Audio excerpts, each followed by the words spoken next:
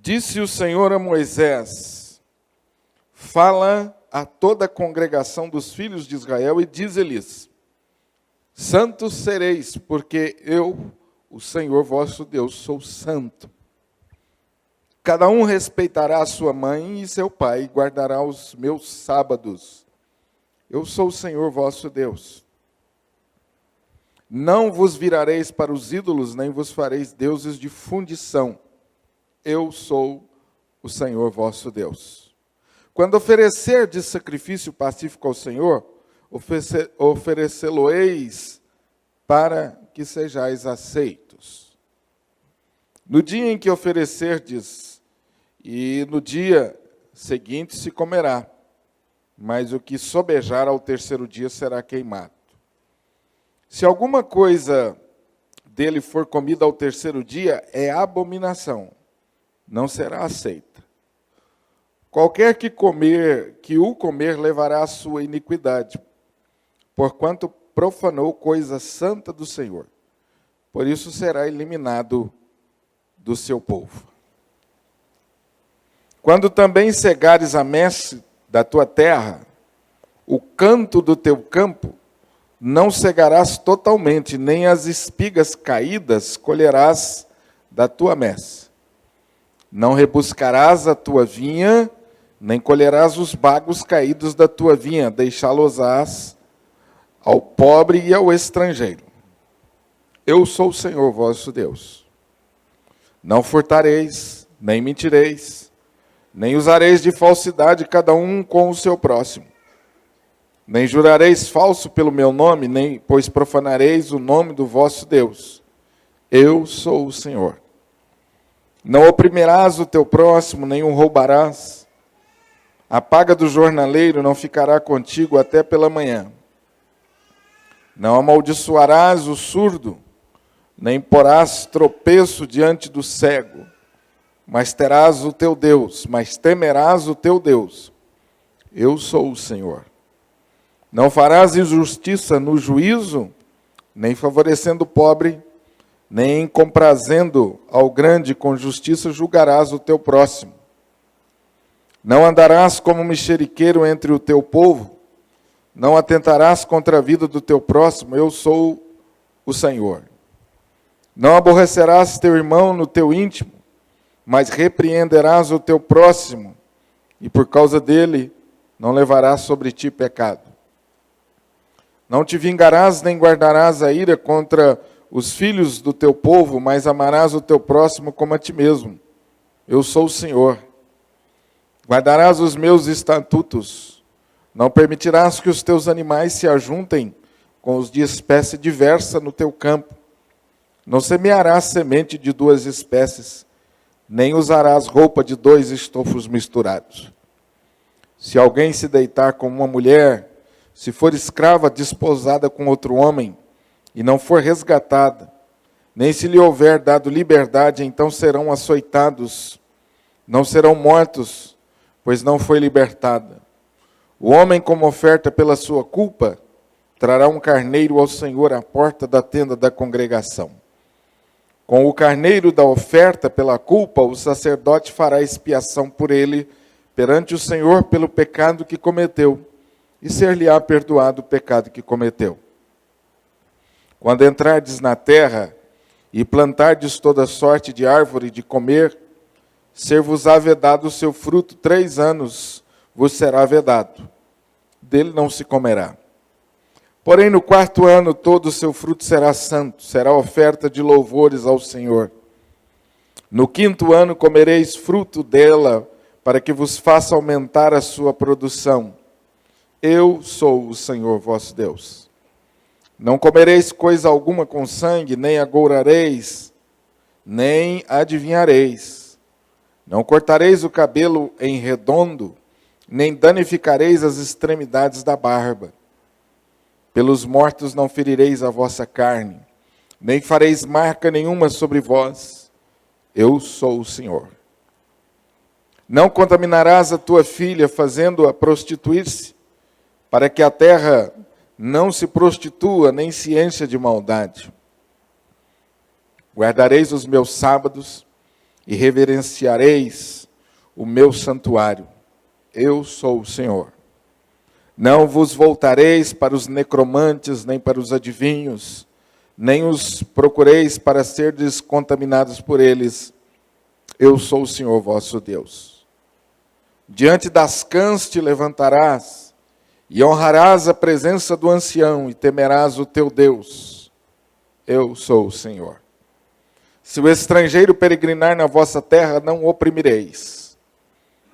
Como natural, será entre vós o estrangeiro que peregrina convosco.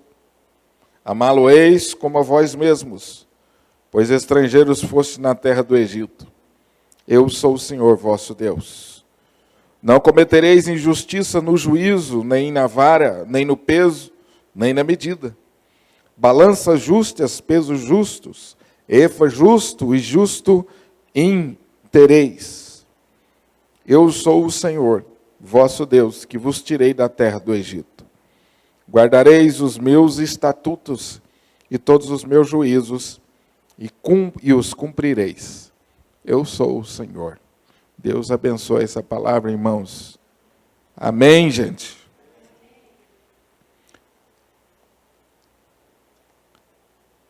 Na quarta-feira próxima passada, nós fizemos uma revisão do que estudamos até hoje. Então, nós dividimos tudo que nós vimos até hoje em basicamente 3 partes.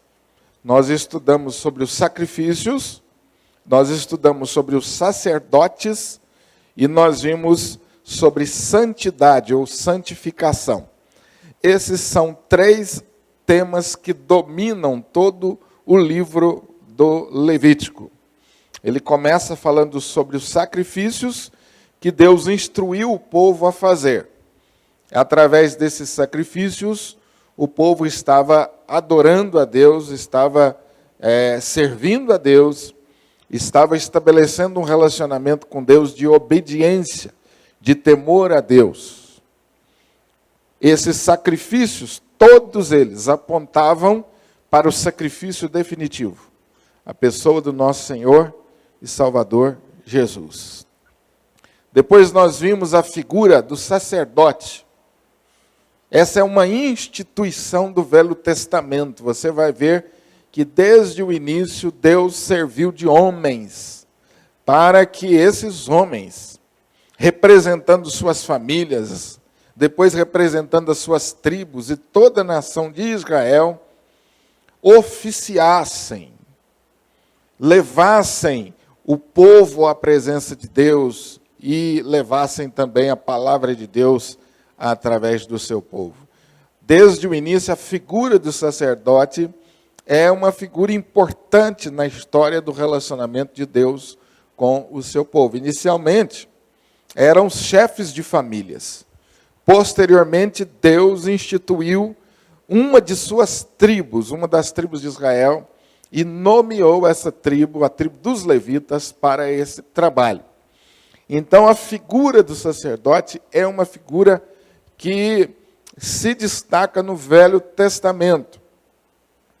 A figura do sacerdote no Velho Testamento também ela aponta para a pessoa de Jesus, que é o nosso sacerdote definitivo. Jesus foi aquele que nos levou e nos leva ainda à presença de Deus. Ele é o nosso intermediário. Nós vamos a Deus por intermédio de Jesus. Ele é o nosso sacerdote. Depois nós estudamos a santidade ou a santificação. O que é a santificação ou a santidade? Tem a ver com toda a vida do israelita. Tudo aquilo que abrangia a vida do israelita está englobado na santidade. Desde os seus mínimos gestos até os seus gestos mais elaborados, tudo isso deveria ser santo ao Senhor. você percebe desde o início a preocupação de Deus em instruir o povo. A instrução para a santificação ou para a santidade, ela tinha a ver com dois aspectos. Primeiro, ela é clara a manifestação da vontade de Deus que o povo fosse santo porque ele era santo. O povo deveria buscar a santificação e fazer todas as coisas como santificação ao Senhor, primeiramente, basicamente, porque essa era a vontade de Deus. E Deus, como sendo santo, estava requerendo que o seu povo também assim fosse. Logicamente, Deus é santo no seu sentido absoluto, e nós, seres humanos, não, no sentido relativo. Nós nunca vamos ser santos como Deus é santo, mas a santidade de Deus é modelo para nós. Esse é o primeiro aspecto. O segundo aspecto, que é através da santidade, o povo de Deus iria se diferenciar das nações vizinhas. Através disso, as nações vizinhas conheceriam acerca de Deus. Muito bem. O tema santidade, ele ainda é tratado nesse capítulo que nós vamos ler e nos capítulos seguintes, como também o tema sacerdote volta a aparecer nesses capítulos seguintes. Então, hoje, nós estamos vendo mais um capítulo, o capítulo 19, que trata desse assunto.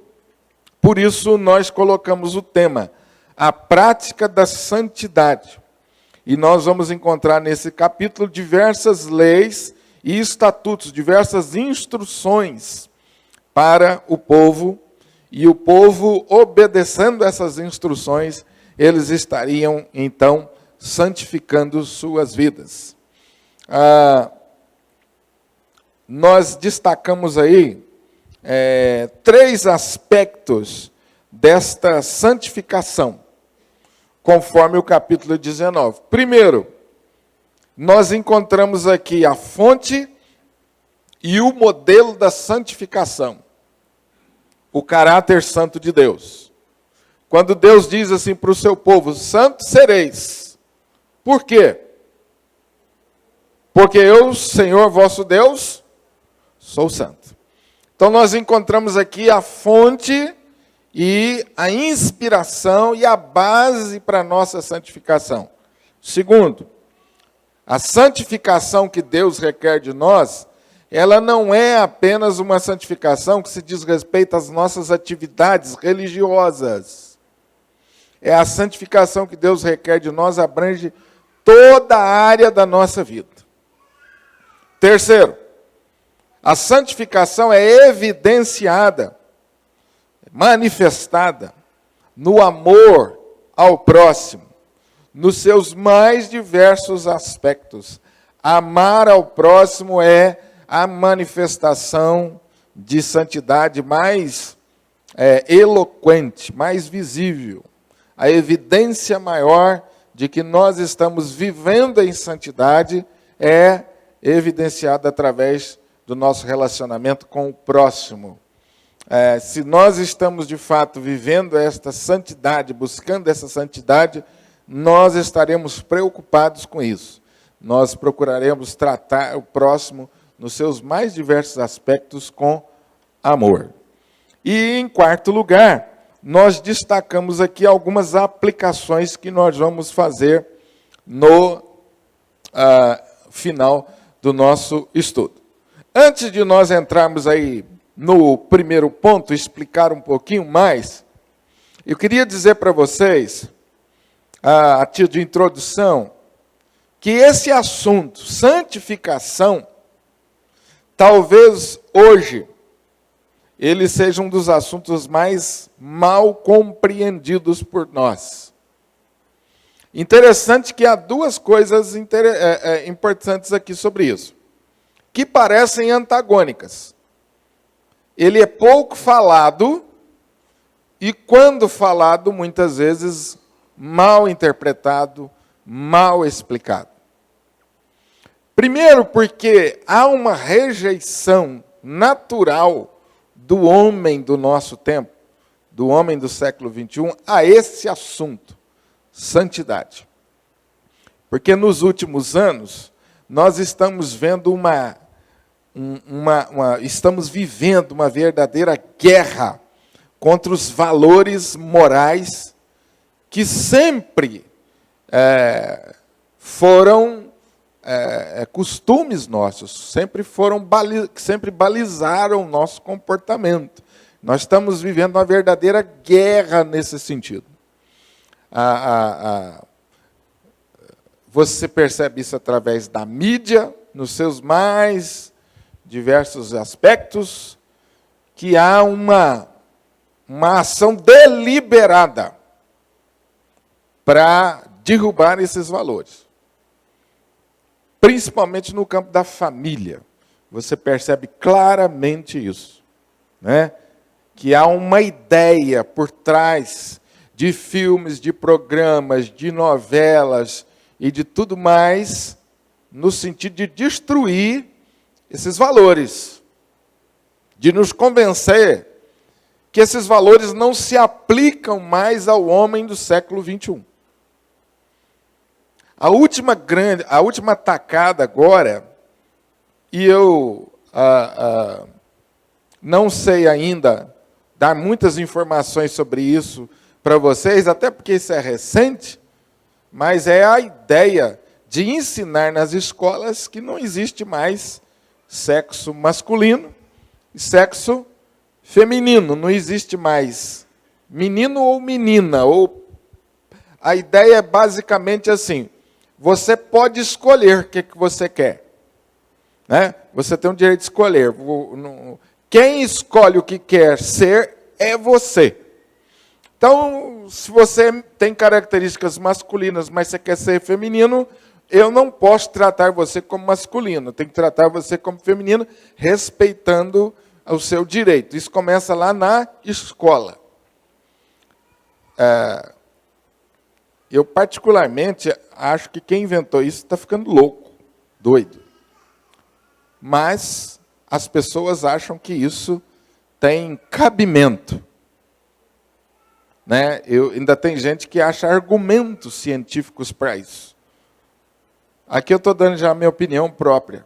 Eu acho que quem fez isso está ficando doido. Mas, diante daquilo que nós estamos ouvindo por aí, não me admira. Então, isso aí é mais uma tentativa de derrubar valores. Né? Imagina as consequências disso.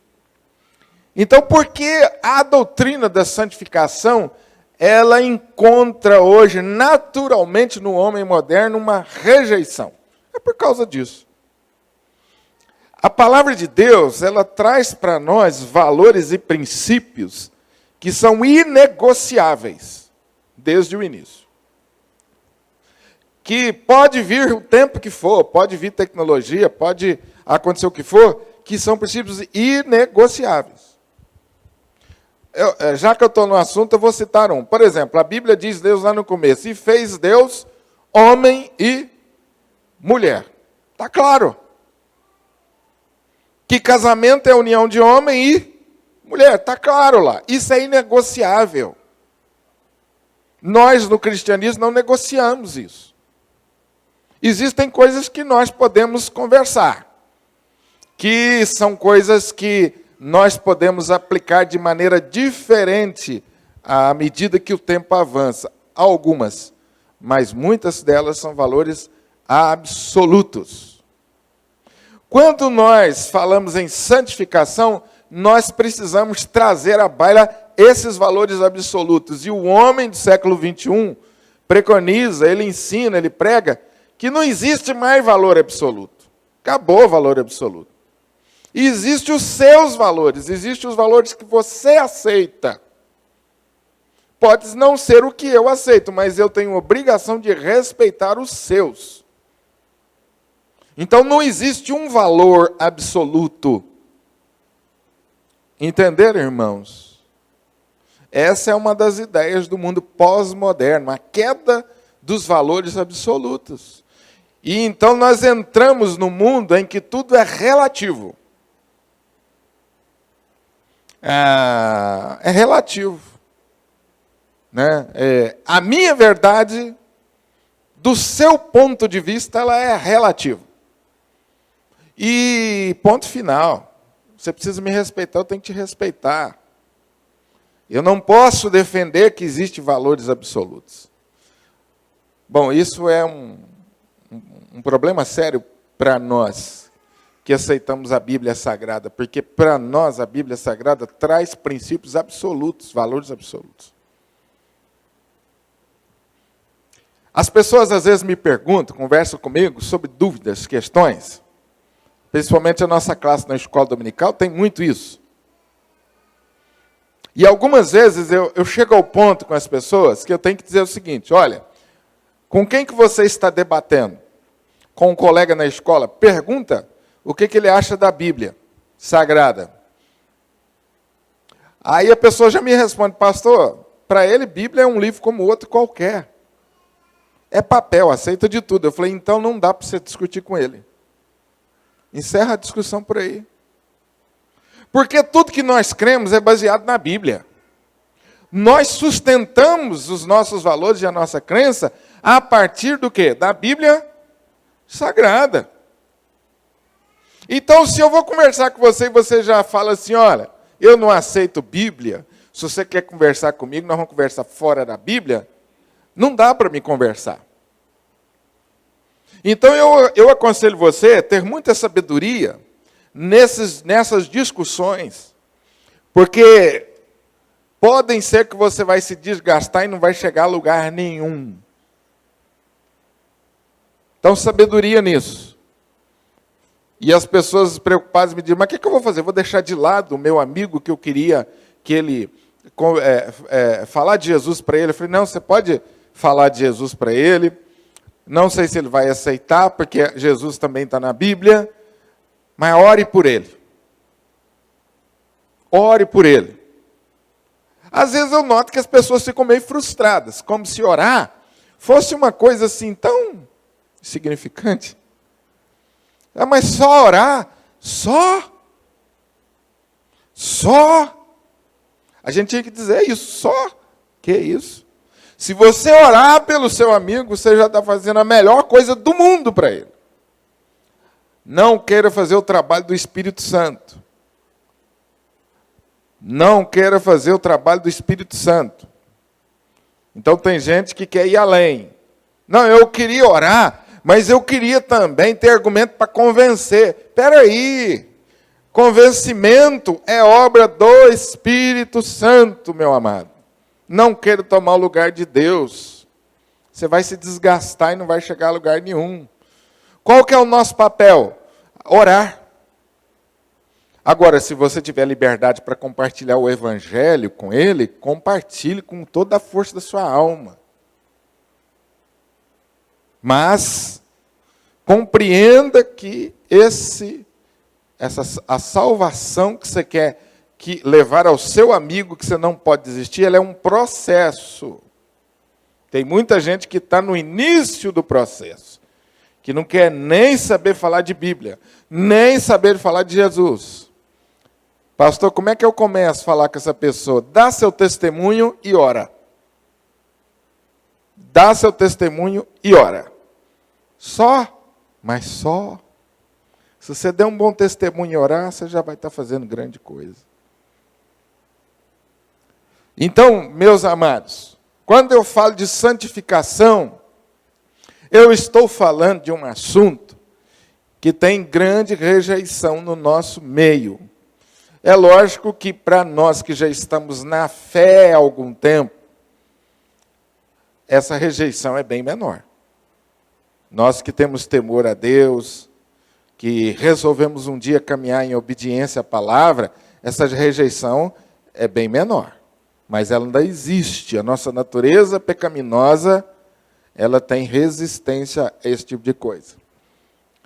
Segunda coisa sobre isso. Durante a história da igreja, esse assunto esteve em extremos. O que eu quero dizer com isso? As pessoas entendiam erradamente que santificar, ou para você se santificar conforme a vontade de Deus, você tem que se isolar da sociedade. Se você quiser se santificar, você não pode se misturar com as pessoas que não têm a mesma fé que você tem. Você tem que se isolar delas. Você não pode participar das atividades que elas praticam. Você tem que se isolar. Existiu durante um tempo na história da igreja essa ideia. Foi por isso que começaram a construir os monastérios, ou os castelos, onde os monges se refugiavam. Por que eles faziam isso? Porque eles queriam atingir um grau de santidade maior, e eles entendiam que no meio do povão não dava. Tinha que se isolar. E lá eles tinham práticas completamente simples, livres, segundo eles, de toda a contaminação do mundo. Então a ideia de isolação predominou, mas como toda a ação tem uma reação, também teve o outro lado. Teve gente que falou, não, isso não é santidade. Jesus esteve no meio dos pecadores. E se você quer ser santo e cumprir a missão, você precisa estar no meio do povão mesmo, no meio do pecado. Você tem que conviver com o pecado. Qual é o problema disso? Aqueles que se isolaram, perderam completamente o contato com as pessoas, perderam a noção de muita da realidade, tornaram-se meio alienados à realidade. Não viveram a santidade conforme a palavra requer. E aqueles que foram para o outro extremo, que também não viveram a santidade, porque acabaram realmente se misturando, contaminando com o pecado e não fazendo diferença nenhuma. Qual é a solução? Como sempre, é o quê? O equilíbrio. Como tudo na vida, tem que ter o equilíbrio. E você percebe claramente esse equilíbrio na pessoa do nosso Senhor e Salvador Jesus. É só ler a história de Jesus que você vê equilíbrio. Alguém que estava no meio do povo, alguém que se identificava com as pessoas, desde bandidos, prostitutas, as pessoas piores do ponto de vista da sociedade, até os religiosos, Jesus estava no meio deles. Mas em nenhum momento a Bíblia diz que Jesus compartilhou com os erros e com o pecado deles. A postura de Jesus forçava a consciência dessas pessoas.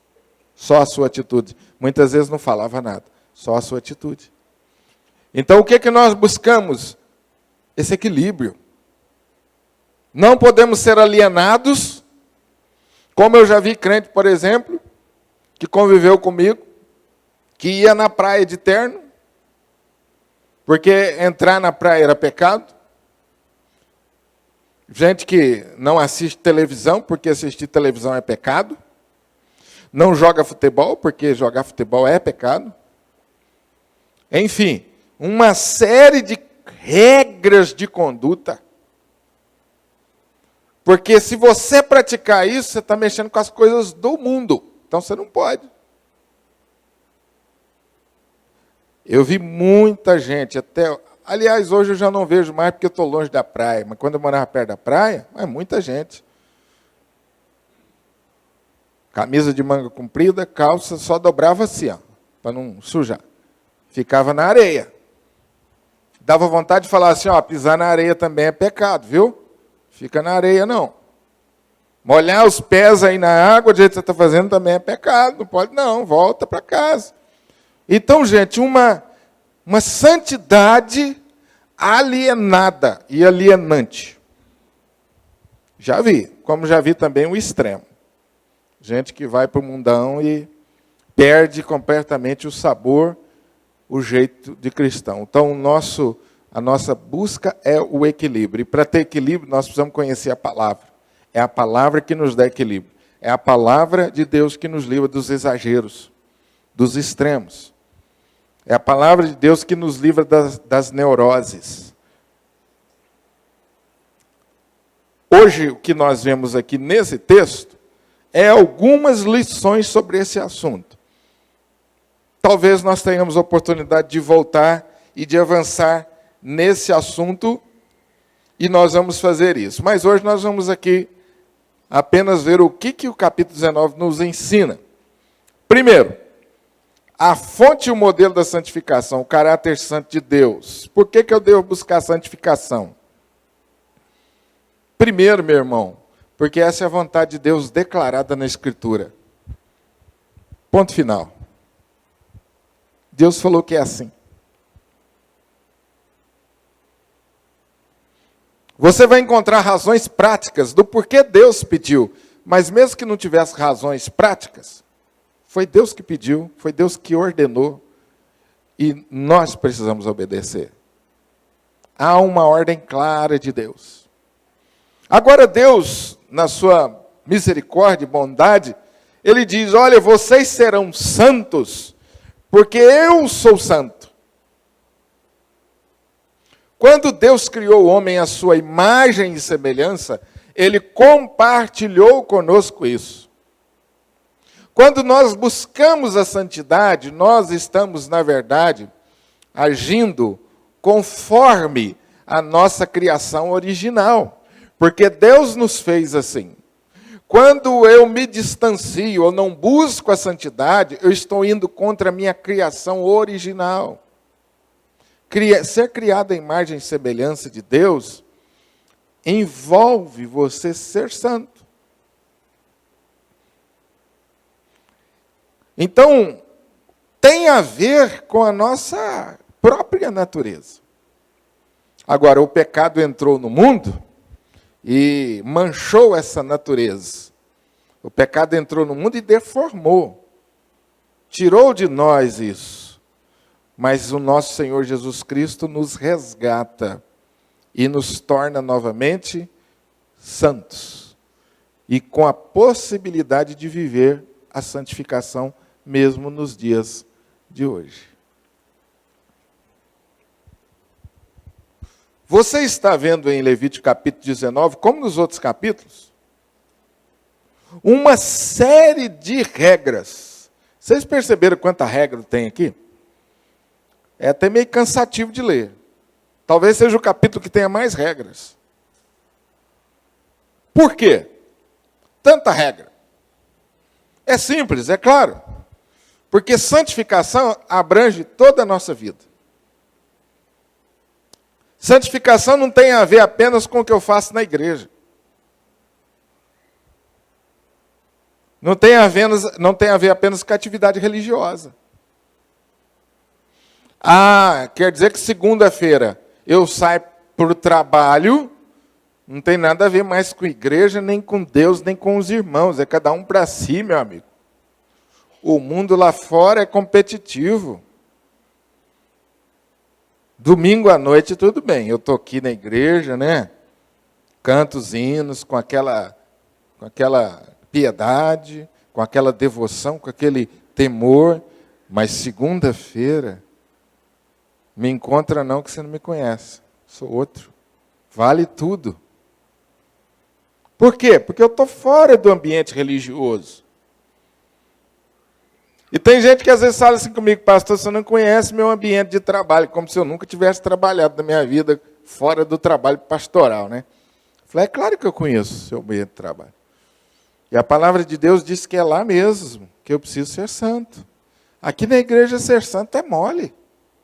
Tranquilo demais. O negócio é lá fora.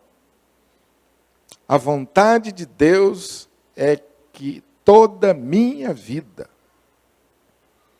seja santa ao Senhor. Pastor, até o lazer. Até o lazer. Tem como fazer isso? Claro que tem.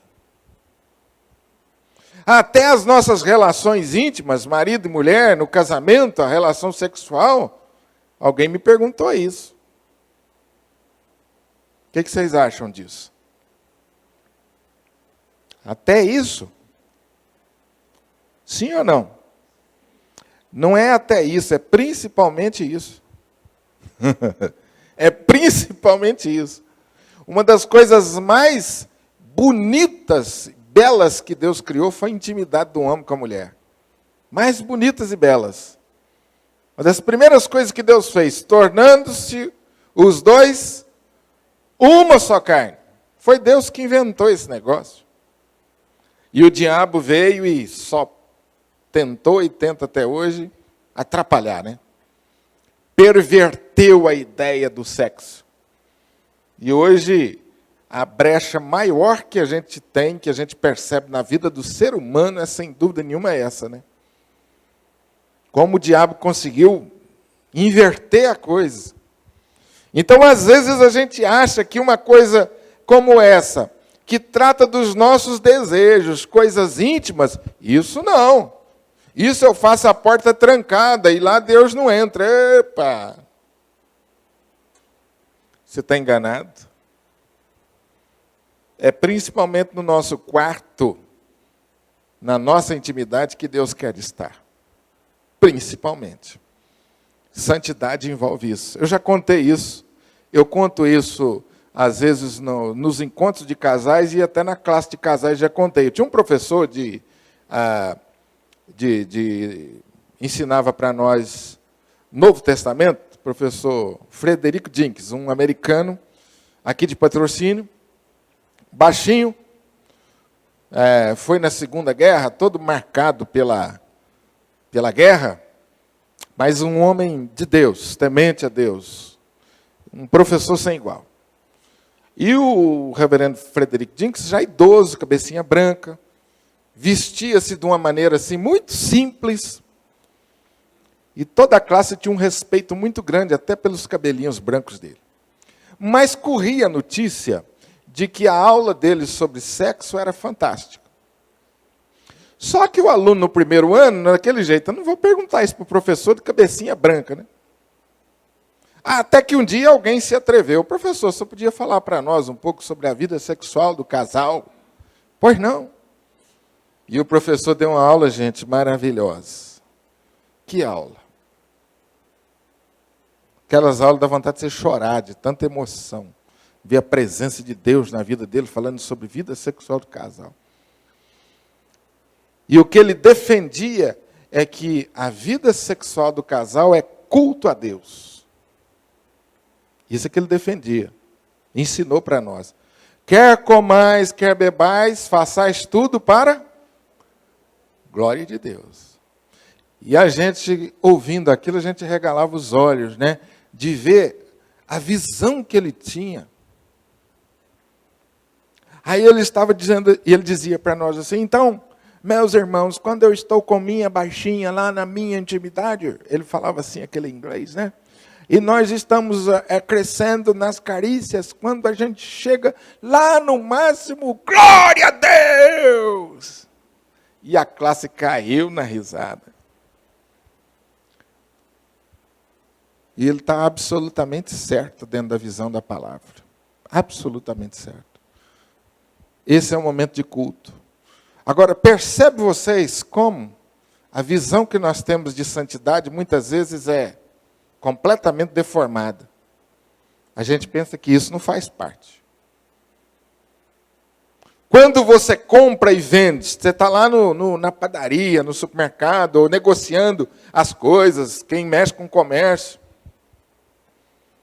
A Bíblia diz que isso também precisa ser santo.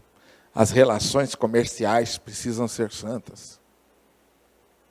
Então você percebe aí, nesse capítulo 19, a santidade alcançando todos os aspectos. Começa na família.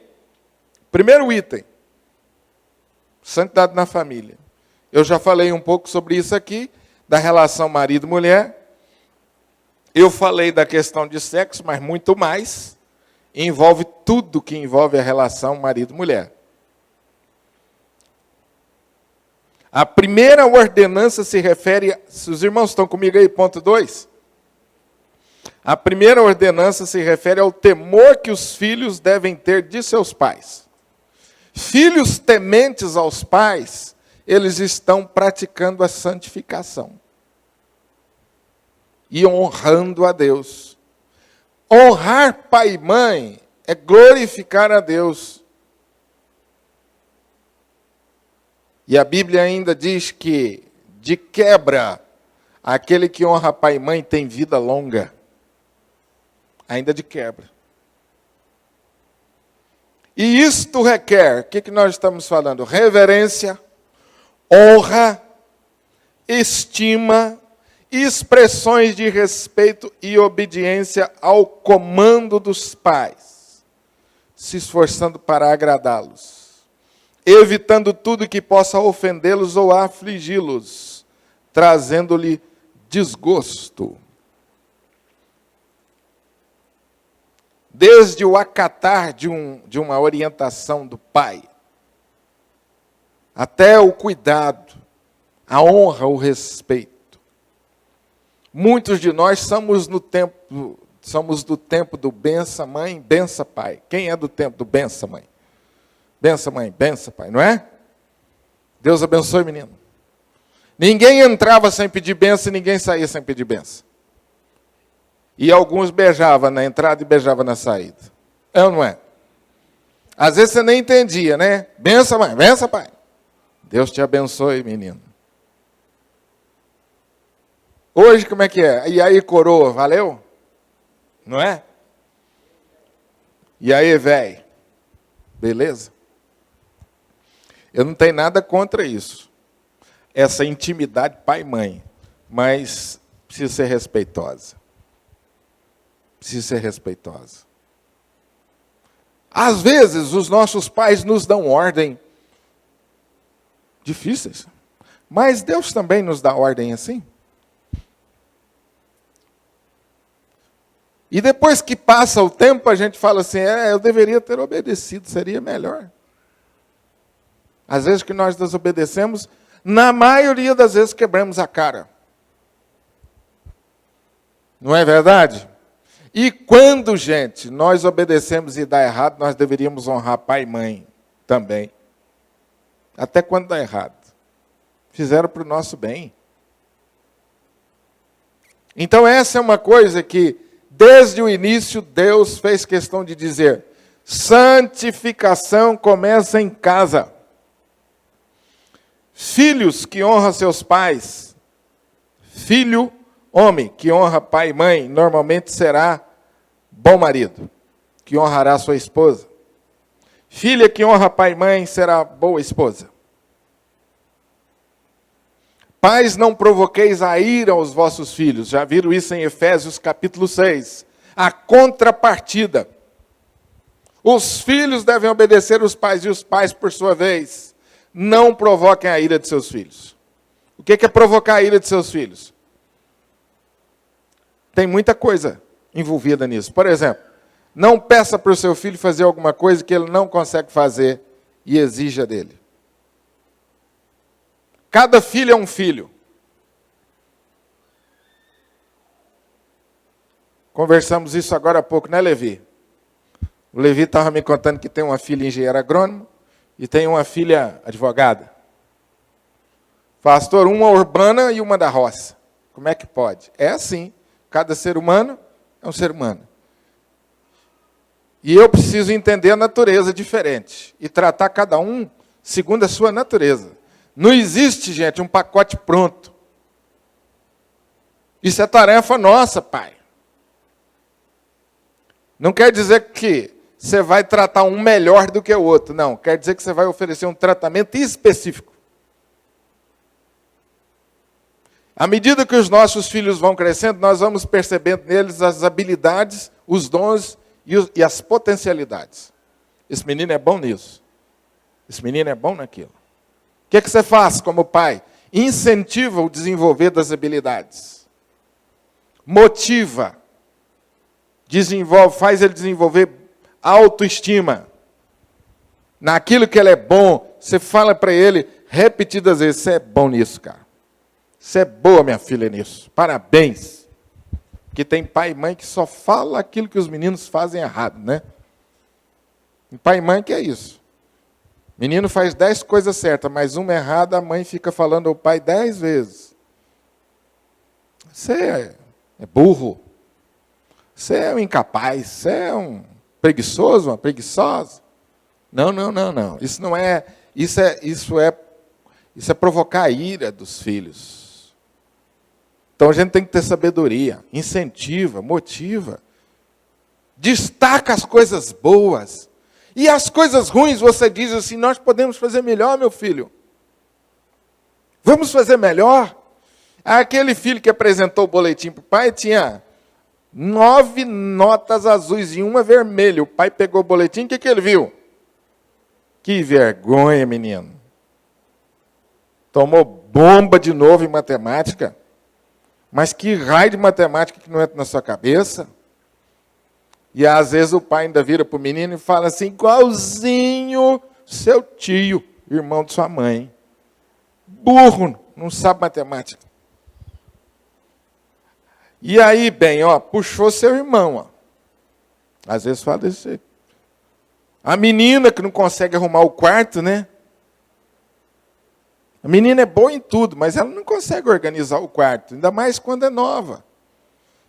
E ela ouve o dia inteiro, relaxada, preguiçosa. As coisas boas não fala. Às vezes nós somos assim, provocamos a ira dos nossos filhos, porque, gente, a melhor coisa que um pai pode fazer com um filho é um elogio. É ou não é? Nós que somos filhos, é a verdade ou não é? Gente, o mundo inteiro pode elogiar, mas se pai e mãe não elogiar, faltou alguma coisa. Sério ou não? Estou falando verdade? É a melhor coisa do mundo é elogio do pai e da mãe, reconhecimento dele. Então, nós pais precisamos ter... Aí a gente pensa, pastor, eu não sabia que santidade era isso. Santidade é isso, filho. É você obedecer a palavra nessas relações básicas da família. É fácil? Não. O lugar mais difícil para ser santo é em casa. Mas se você passar nesse teste, você ganha 10 em todos os outros. Se você passar nesse teste, invista nesse teste.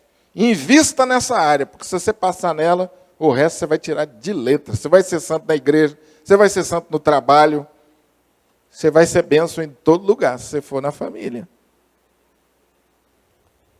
O povo de Israel precisava entender isso. E sabe de uma coisa? Deuteronômio, Deus dá instruções muito claras. Nós vamos chegar lá sobre esse comportamento em casa. E Deus disse para o povo assim, é assim que vocês farão diferença. É assim que vocês serão diferentes dos outros povos. Família forte, sociedade forte. Igreja forte e sociedade forte. Então, se houver a prática da santificação em casa, a família será uma bênção. E nós seremos uma bênção fora de casa. E a família, de modo geral, vai cumprir o papel de base da sociedade. Mas quando não há isso em casa, meus irmãos, a família é desmantelada. As pessoas são pessoas, infelizmente, às vezes até desequilibradas. Pessoas que têm dificuldade de se realizar em todas as áreas da vida. Então é base, o investimento na família é base. E Deus está já incutindo no coração do povo essa ideia. A família é base. Segundo, há aí repetição de algumas leis que já foram dadas anteriormente. Proibição da idolatria, proibição de se comer oferta pacífica no terceiro dia, proibição de fazer colheita sem deixar no campo algo para o estrangeiro e o pobre. Vocês viram no texto bíblico que coisa interessante? A pessoa fazia a plantação, Jesus Garcia. Na hora da colheita, ele não podia colher nos cantos. Os cantos ele tinha que deixar. E se na hora da colheita, vamos dizer lá, o milho, ele está colhendo o milho lá. Se cair uma espiga no chão, ele tem que deixar. Aquela espiga do estrangeiro. A plantação que fica nos cantos é do estrangeiro. Olha que visão de Deus.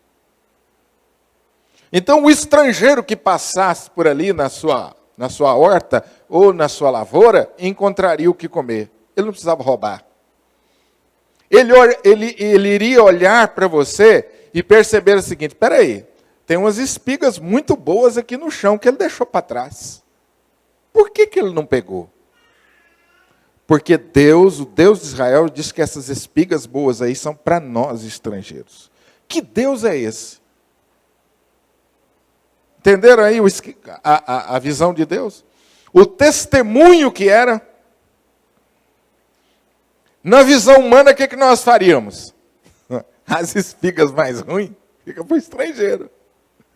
Não é? O estrangeiro que quiser vai plantar, vai trabalhar. Dei duro que suei. Às vezes nós invertemos as coisas. Olha a visão de Deus, que coisa maravilhosa. Vamos para frente. Alguns destaques aí. Era proibido, obviamente, né? Desde os 10 mandamentos, está muito claro, furtar, mentir e usar de falsidade com o próximo. Não era errado só mentir, não. Era pecado você usar de falsidade. Deus não está preocupado apenas com a aparência externa, não, é com o que estava no coração. Que é quando você abraçava o irmão, falou: meu irmão, Deus te abençoe, seja feliz, viu?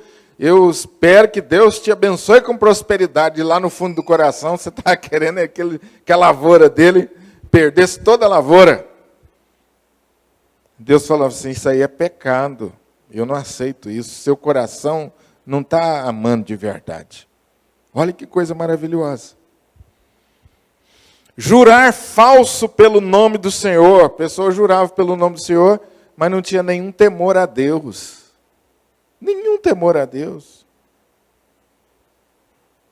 No versículo 13, se ordena que tudo o que conquistarmos no mundo deve ser de modo honesto, sem oprimir, roubar ou reter salários devidos ao próximo. Imagine que justiça social Deus está implantando aqui, hein? O trabalhador deveria ser digno do seu salário, o empregador não podia reter, tinha que pagar bem. Tinha que ser honesto, todas as relações comerciais. Os deficientes físicos, como surdos e cegos, devem ser ajudados e não devem ser amaldiçoados, e nem se deve abusar da condição deles. Desde essa época, Deus já mandou pintar no estacionamento a vaga do deficiente físico. Desde essa época. Desde essa época que Deus está lutando com a sociedade. E até hoje, o ser humano não se obedece. Aqui na porta da igreja esses dias, uma pessoa encostou e eu fiquei só olhando. Encostei meu carro do outro lado e fiquei olhando. A pessoa chegou, olhou para a placa, olhou de lado, não viu nenhum deficiente, foi embora. Nessa época, o pastor José Roberto encostava o carro ali, porque ele já estava com dificuldade de andar, de respirar.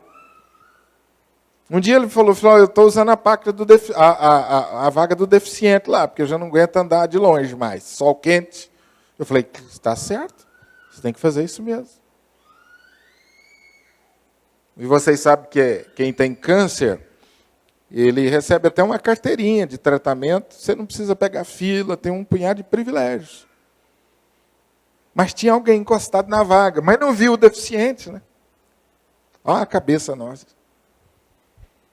Então, irmãos, tem gente que acha que inventou a roda, não é verdade? Levantando a bandeira dos deficientes. É só ler Levítico. Deus já luta pelas causas dos deficientes, cegos e surdos há muito tempo. E essa, gente, é uma obrigação nossa como cristão. E, em nome de Jesus, respeite e ajude. Isso é Bíblia, viu?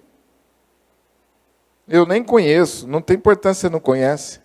A Bíblia diz que você tem que honrar, respeitar, cuidar, ajudar as pessoas que têm essas dificuldades especiais. Os juízes, estou no ponto 9, são advertidos quanto à imparcialidade exigida para os seus julgamentos. Hoje não tem esse problema, né, advogados? Os juízes hoje são...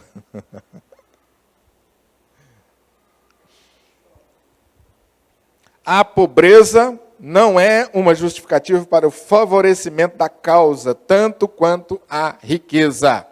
Ou seja, a justiça para o pobre e a justiça para o rico, igual. Nosso Brasil está precisando disso aqui, hein, gente? Ponto 2. A santidade manifestada no amor ao próximo em seus mais diversos aspectos. Mandamentos relativos ao amor ao próximo como a si mesmo. Não espalhando notícias para ferir a sua honra e para semear discórdias. Não agir para tirar-lhe a vida. Os danos recebidos, em vez de serem motivos para abrigar ódio no coração contra quem o praticou, deveriam ensejar somente a repreensão de quem o praticou, de modo que um erro não conduzisse a outro erro pior, porque o ódio abrigado no coração contra alguém é visto por Deus como o próprio crime de homicídio. Entenderam aí, irmãos? Amém? Alguém fez mal a você. Então Deus diz assim, em primeiro lugar, não retribua o mal com o mal. Segundo, e nem guarde ressentimento no coração. Pense você que quando alguém faz mal a você, você fez grande coisa por não retribuir. Você não fez grande coisa, não. Você só cumpriu a metade. A outra metade é você virar as costas e falar de coração, Deus te abençoe. Não vou guardar ódio nem ressentimento.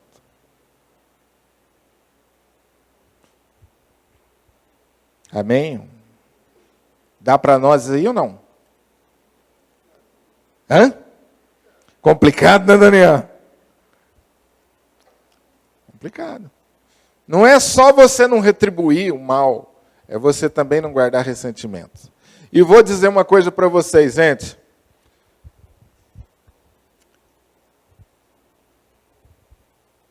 Acho aqui que Deus está muito mais preocupado com o nosso bem-estar do que com qualquer outra coisa. Porque o pior veneno que existe chama-se ressentimento.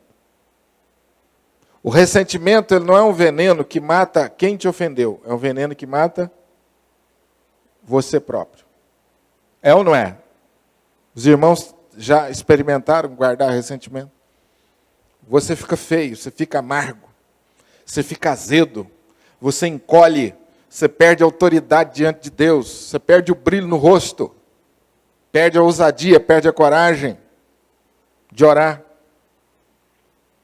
Não guarde ressentimento, é um veneno.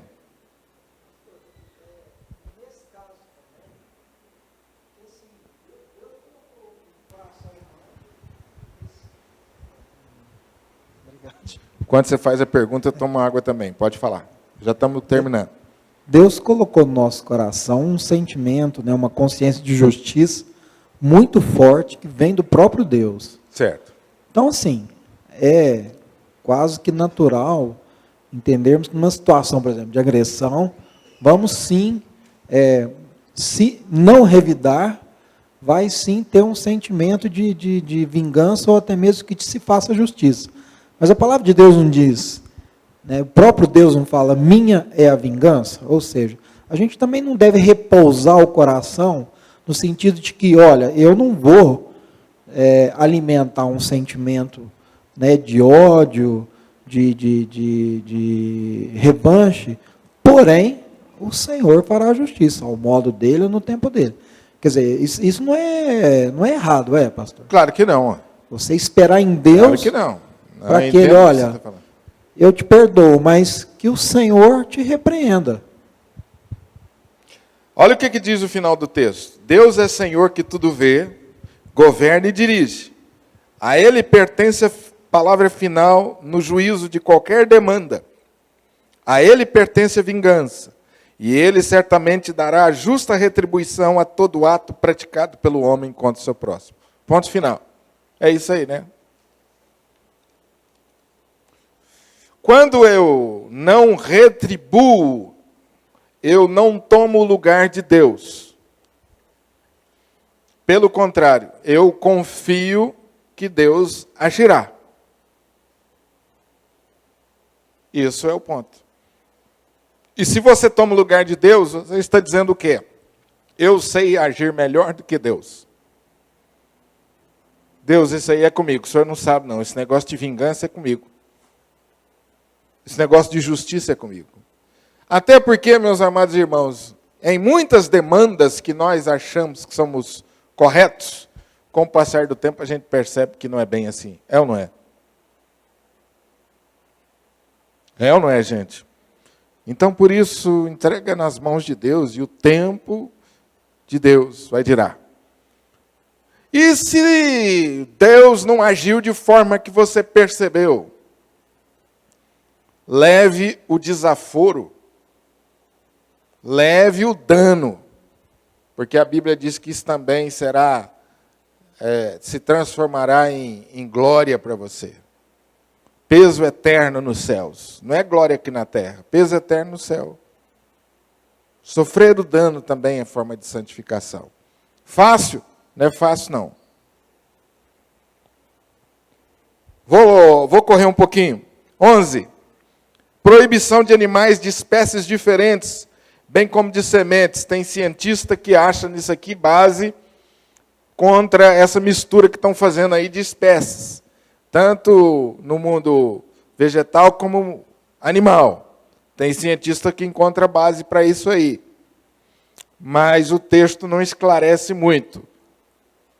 É claro que naquela época, Deus está deixando muito claro aqui que não fizesse esse tipo de coisa. A ciência não tinha nenhum recurso. Até onde iria isso? 12. Procedimentos para o caso de alguém deitar com a escrava desposada com outro homem. Já vimos isso aí também no texto. Consumo do fruto de árvores que fossem plantadas quando o povo entrasse na terra de Canaã. Vocês viram qual foi a orientação de Deus? Estão lembrados? Os frutos não poderiam ser comidos durante 3 anos. No 4º ano, era oferecido em louvor a Deus. E só no 5º ano você comeria. Por quê?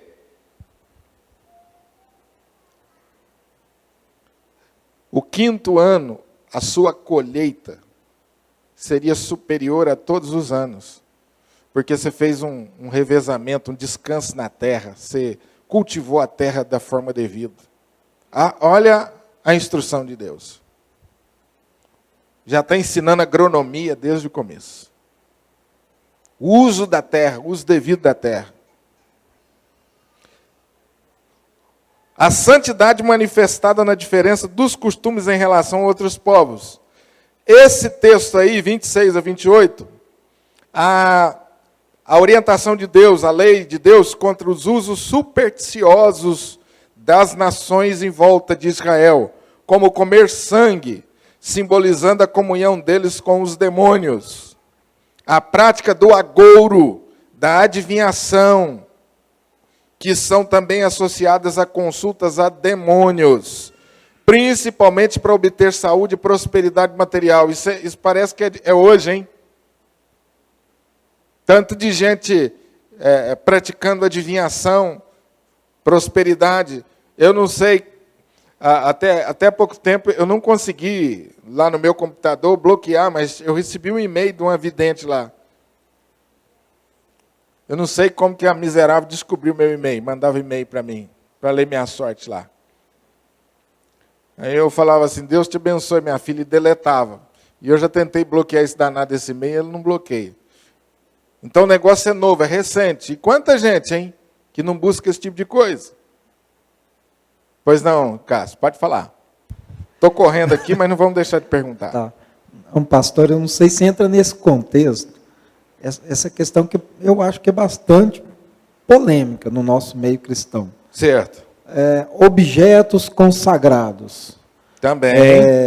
A gente observa muito assim. Sal consagrado, pedaço da cruz, água do Rio Jordão. Justamente. Tudo então, isso, assim, meu irmão. Isso é superstição. É claro que assim, a gente não vai ficar, como se diz, né, atrás de macumba evangélica, logicamente, mas determinado objeto, como já ouvi muito assim, testemunhos, um quadro pintado por psicografado por fulano, tipo assim, que quem santifica mesmo é a presença de Deus na nossa vida. Claro. Então assim, aí fica aquela questão, eliminar ou não eliminar o objeto? Você vai selecionar ou não selecionar? Aí é orar e pedir direção de Deus? Não dá para você saber se tudo que você compra, se você ganha, foi consagrado a demônio. O que você tem que confiar é que o que está em você é maior do que o que está no mundo, em qualquer circunstância. Tem muito evangélico com paranoia, com neurose com esse negócio. É um tal de queimar as roupas da Disney. Houve uma época que virou uma febre de queimar tudo que era da Disney, porque disse que era do demônio, que não sei o quê. Não passa na porta do McDonald's, não come o sanduíche do McDonald's. Do Mac. Né, Lucas? McDonald's. Eu sou mineirão mesmo. McDonald's. É McDonald's.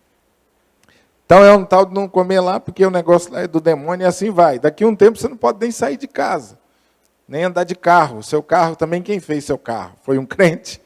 Então essa neurose, nós temos que largar a mão dessa neurose. No entanto, se você sabe que determinada coisa foi feita com aquele propósito, evita. Agora, não entra nessa doideira, não. Tem muita gente assim. E dentro das nossas igrejas, hoje você está vendo aí, só ligar a televisão.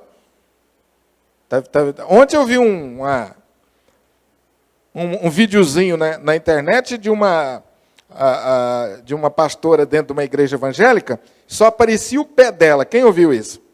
Aparecia o pé dela e ela falava assim, é só tocar no meu pé que você vai ser abençoado. E todo mundo tinha que vir e esfregar a mão no pé dela para ser abençoado. E faziam uma fila e todo mundo se empurrando.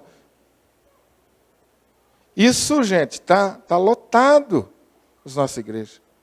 Vendendo tudo, é rosa, é água. Isso é superstição, misticismo. E, gente, isso aí, por isso que a gente bate nessa tecla aqui de conhecer a palavra de Deus. A gente acaba voltando a uma época pior, vivendo um tempo pior do que quando a gente não era crente. Pois não. Primeiro a Inês aqui, depois a Vil. Eu vi um vídeo hoje, pastor, falando sobre isso, de vários pastores que estão usando essas técnicas. Vender pedacinho de cruz. Que diferença faz esse patuar? Um pedacinho da cruz? Nenhuma. Pelo da macumba, do centro espírita. Nenhuma. E isso são várias igrejas que estão sendo usadas. Para mim, ela é pior do que o centro de macumba. Porque nós conhecemos a verdade. O pastor, ele estudou, ele tem teologia, ele conhece a Bíblia. Deveria, e o macumbeiro mesmo, ele não conhece a Bíblia. Mas só está falando alguns pastores, porque esses pastores que fazem isso aí... E tudo tem exceção, né, pastor? É lógico. Tem esse pastor que amanhã nasce da noite para o dia, aí é complicado, né? Mas ele leu a Bíblia. Ele está lá com a Bíblia na mão e falando. Então, ele está lendo a palavra. Mas está lá... O macumbeiro lá, ele não conhece a Bíblia, não. Agora, dona Inês, o fato de ser pastor... nós não devemos julgar as pessoas só por isso. Pastor, quem é pastor? Quem ordenou? Qual é a doutrina dele? Nós precisamos ter cuidado com isso. Pois é, mas a gente quando vai no médico, a gente faz o quê? Quem é esse médico? Não é verdade? Quem é esse médico? Qual é a experiência dele? Você não vai só porque é médico, você quer saber quem ele é, e dependendo do jeito que ele te atender, você nunca mais volta. Não é verdade? E tem coisa que se ele mandar fazer, você não faz. Não é porque ele é médico. Então, quando vocês ouvirem pastor na televisão, vocês prestem atenção de onde vem isso. Cuidado com esse negócio. Sabe o que é pastor? Não. Gente, o tempo que nós estamos vivendo, eu falei isso para vocês domingo passado aqui, são tempos difíceis. São tempos difíceis. Então tem gente que se converte, no outro dia a igreja chega para ele, você vai ser pastor. E ele aluga um terreno, aluga um lugar, abre uma igreja, porque hoje a lei permite isso, ele põe um terno e a gravata e enche de gente. Quer dizer, nós precisamos ter, no mínimo, de raciocínio para entender. Isso é perigoso. Perigoso. Não está aqui crítica específica, mas um alerta geral. Tem que ter muito cuidado, mas isso, infelizmente, está se tornando comum demais e é terrível. Pois não, Vilma? Pastor, lembra daquela época que começou a aparecer dente de ouro? Dente de com ouro. a febre, assim? Certo. Nós tivemos uma vizinha que ela tinha, assim, a pregação, pregava a palavra e ela provou para muita gente que aparecia dente de ouro na boca dela. Ela ganhou uma fama tão grande que ela foi para o exterior e cresceu na fama e tudo, progrediu financeiramente, teve muitos ganhos materiais. Aí a febre passou. Hoje está numa pobreza total. Pois é. Olha o engano do diabo. O diabo leva, exalta e depois ele encarrega de derrubar. E é pior do que antes. Vamos para frente. Esse assunto é empolgante, porque está muito em voga isso. Ponto 15. Os anciãos são dignos de reverência e honra. Essa é outra coisa que nós precisamos estar atentos, que a palavra de Deus, desde o início, fala, o respeito aos idosos. Quando a Bíblia fala cãs, ela está falando aí aos cabelos brancos, viu? Cãs são os cabelos brancos, vocês viram aí. Amor ao estrangeiro como testemunho. Já falamos sobre isso aí anteriormente, a ordenança se repete. Santidade nas relações comerciais. Também já falamos isso. Vamos para o final aqui na aplicação prática. Quais as aplicações práticas desse capítulo? Primeiro, Deus e sua palavra é a fonte de toda a santidade. O que pode e o que não pode?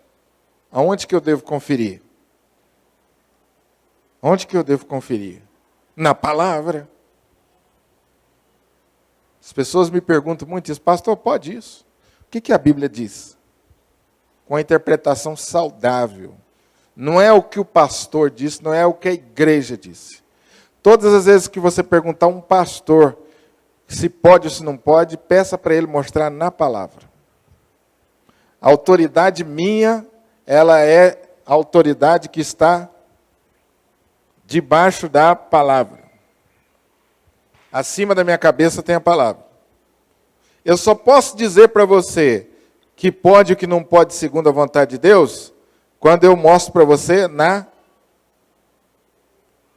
Eu posso até falar para você, eu vou pesquisar melhor isso. Mas eu tenho que mostrar para você na palavra. Nós precisamos ser sábios nesse sentido. E eu, como pastor, o bom pastor, precisa orientar nesse sentido. O pastor honesto. A palavra de Deus está dizendo isso, isso, isso e aquilo. E aí você vai pensar. Você vai conferir. O problema nosso é que às vezes a gente também tem dificuldade com a palavra, né? Conhece pouco, mas a gente tem que conferir. A santidade de Deus serve tanto de exemplo quanto de inspiração à santidade humana. Nós já falamos sobre isso no começo. Deus implanta no homem a sua própria santidade, mediante as operações do Espírito Santo. Pastor, como que eu vou me tornar santo conforme a palavra? É com meu esforço? Também, mas principalmente porque o Espírito de Deus opera essa santidade. Então não vamos achar que nós podemos produzir santidade.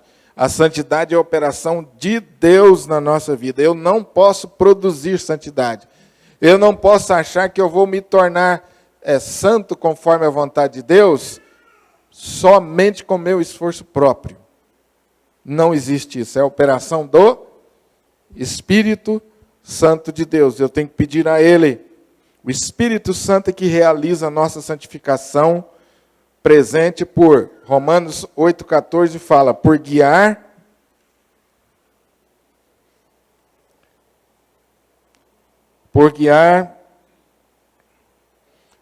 por transformar, por fortificar, por nos fazer frutíferos.